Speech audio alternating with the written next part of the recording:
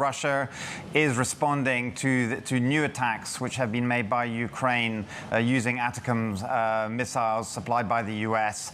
And President Putin today explicitly threatened to target what he called the decision-making centers in Kyiv, which would obviously be a reference to the leadership of Ukraine. So far, what we've seen is, overnight, a massive missile assault on Ukraine's power infrastructure. About 90 missiles that were fired. That, of course, has been done by Russia in the past. The threat from Russia now is to use this new experimental intermediate-range ballistic missile again.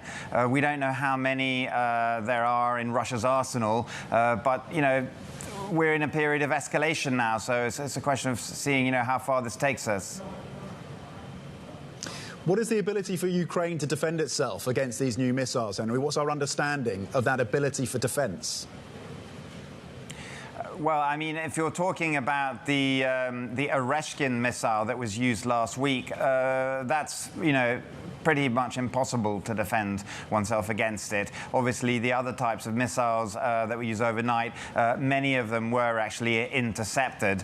Again, we don't know, how many of these missiles, these new missiles Russia has. It's obviously going to have to use them sparingly. And then, of course, we have the threat hanging there of a nuclear escalation. Last week, as you recall, perhaps, Putin updated the nuclear doctrine to allow for the use of atomic weapons under certain circumstances, including massive conventional attack by Ukraine. So, he's brandishing these threats on an increasing basis at the moment.